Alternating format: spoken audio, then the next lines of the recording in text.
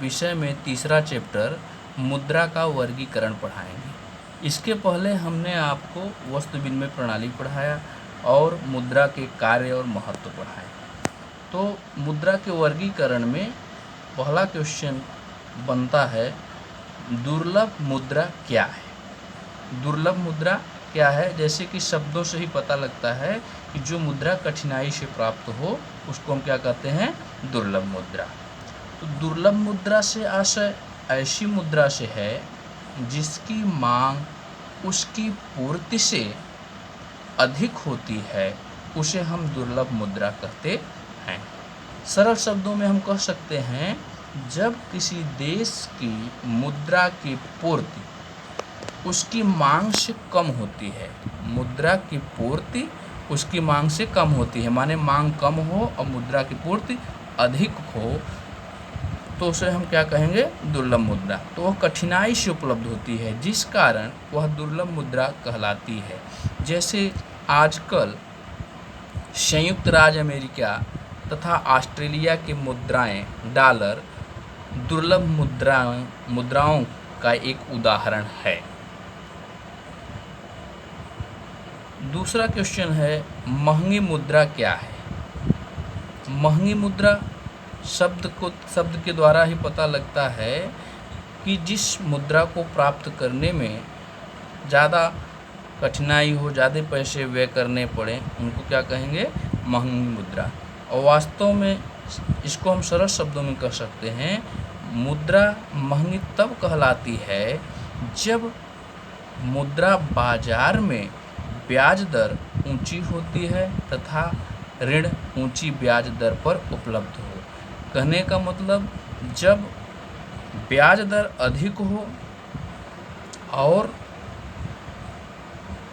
Customer को ब्याज loan लेने में असुविधा हो, जब ब्याज दर अधिक होगी तो कस्टमर को ज़्यादा ब्याज पेमेंट करना पड़ेगा, जिसके कारण उसको लोन में मुद्रा की प्राप्ति कम हो पाएगी। सस्ती मुद्रा क्या है?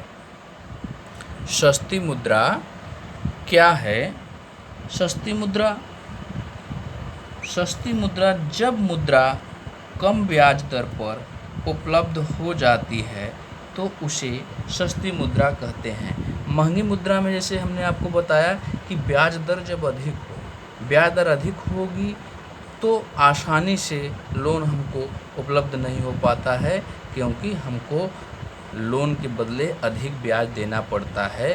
तो वह मुद्रा जो हमको प्राप्त होती है तो महंगी मुद्रा हो गई। लेकिन सस्ती मुद्रा, जब ब्याज की रेट कम होगी तो हमको आसानी से, कस्टमर को आसानी से लोन प्राप्त हो जाता है, तो उसको हम कहते हैं सस्ती मुद्रा। अगला क्वेश्चन है, सुलभ मुद्रा क्या है? What is soft money? सुलभ मुद्रा जब किसी देश की मुद्रा की पूर्ति उसकी मांग से अधिक होती है, तब उसकी मुद्रा सरलता से उपलब्ध हो जाती है, तो वह सुलभ मुद्रा कहलाती है। सरल शब्दों में हम कह सकते हैं, जो मुद्रा बिल्कुल आसानी से प्राप्त हो जाए, जिसके लिए बहुत समस्याओं का सामना न करना पड़े, उसको हम सुलभ मुद्रा कहते हैं। सरल शब्दों में हम कह सकते हैं, सुलभ मुद्रा से आशय किसी देश की मुद्रा की पूर्ति का उसकी मांग से अधिक होना है। जैसे आजकल भारत, बांग्लादेश तथा पाकिस्तान की मुद्राओं की मांग इनकी पूर्ति से कम होती है, इसलिए ये सुलभ मुद्राएं हैं। कहने का मतलब ये होता है कि जब किसी देश की मांग अधिक हो और पूर्ति कम हो, तो हम उसको क्या कहेंगे? सुलभ मुद्रा कहेंगे।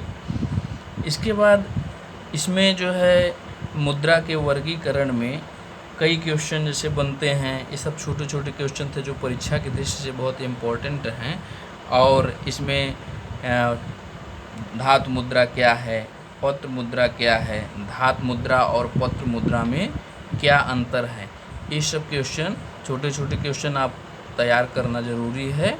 और इसमें सबसे ज़्यादा आवश्यक यह है कि सबसे पहला चैप्टर जो है वस्तु विनिमय प्रणाली और मुद्रा का कार्य, इन दोनों चैप्टरों से सभी चैप्टर्स आगे जुड़े हुए हैं।